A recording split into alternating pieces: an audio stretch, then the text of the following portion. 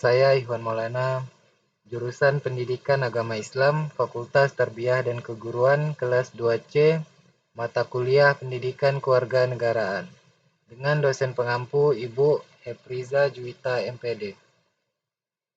Baiklah, pada pertemuan kali ini, saya akan menjelaskan tentang geopolitik Indonesia.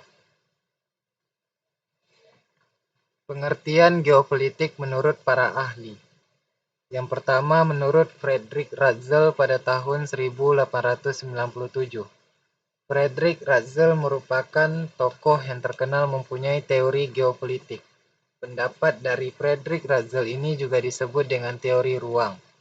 Ratzel menyatakan bahwa negara dalam hal-hal tertentu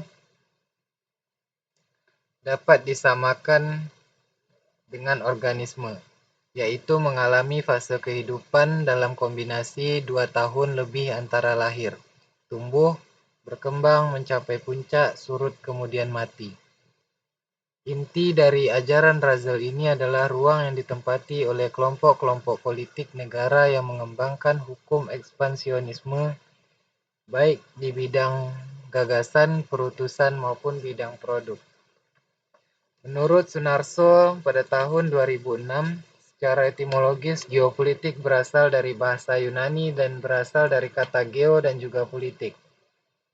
Geo memiliki arti sebagai bumi yang merupakan wilayah hidup, sementara politik ini berasal dari kata polis yang memiliki arti kesatuan masyarakat yang berdiri sendiri atau negara, dan thea yang mempunyai arti urusan politik bermakna kepentingan umum warga negara suatu bangsa.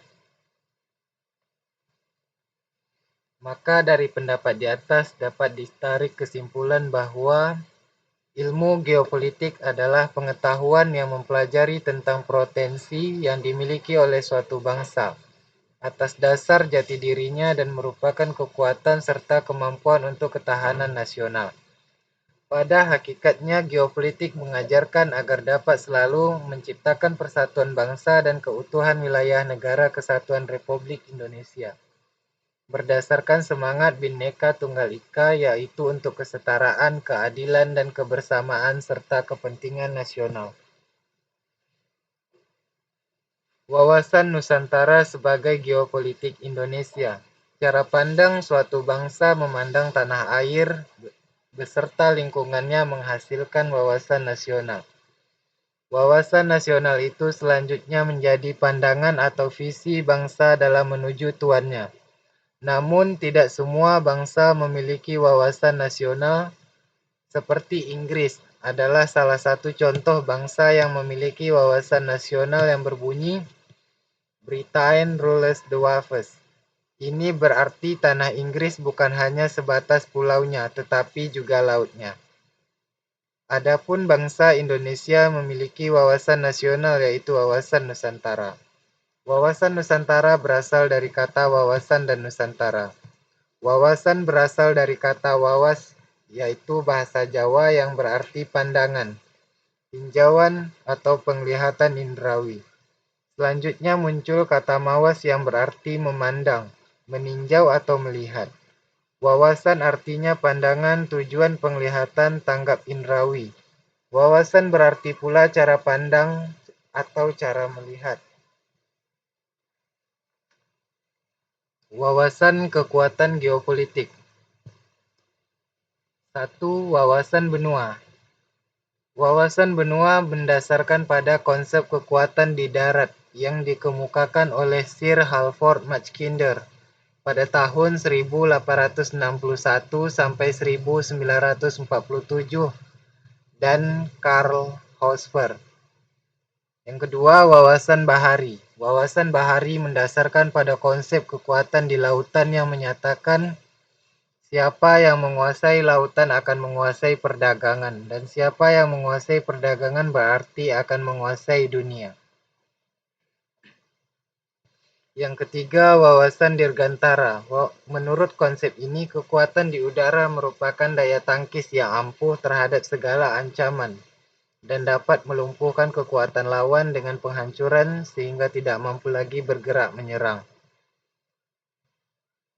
Yang keempat, wawasan kombinasi. Wawasan kombinasi merupakan integrasi ketiga wawasan, yaitu wawasan benua, wawasan bahari, dan wawasan dirgantara, yang mencakup pula teori daerah batas atau Rimland dari Nicholas J.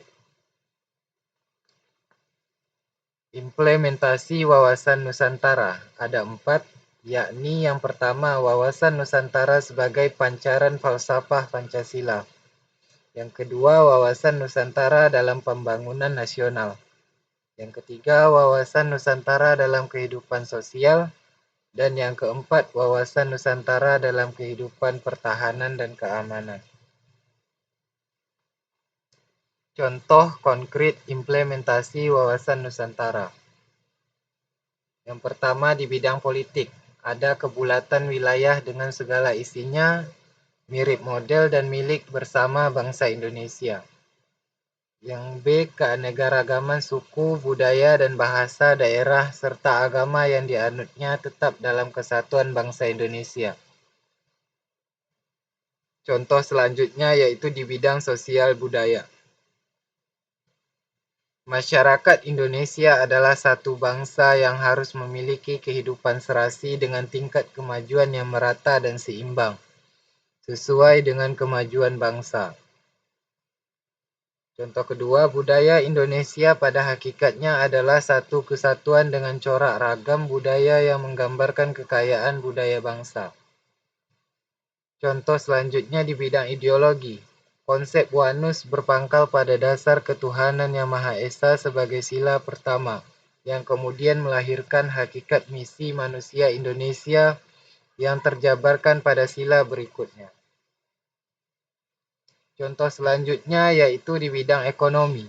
Kekayaan di wilayah Nusantara baik potensial maupun efektif adalah modal dan milik bersama bangsa untuk memenuhi kebutuhan di seluruh wilayah Indonesia secara merata. Contoh di bidang pertahanan dan keamanan. Ancaman terhadap suatu pulau atau satu daerah pada hakikatnya adalah ancaman terhadap seluruh bangsa dan negara. Itulah yang dapat saya sampaikan. Lebih kurang saya mohon maaf. Selanjutnya saya ucapkan terima kasih. Wassalamualaikum warahmatullahi wabarakatuh.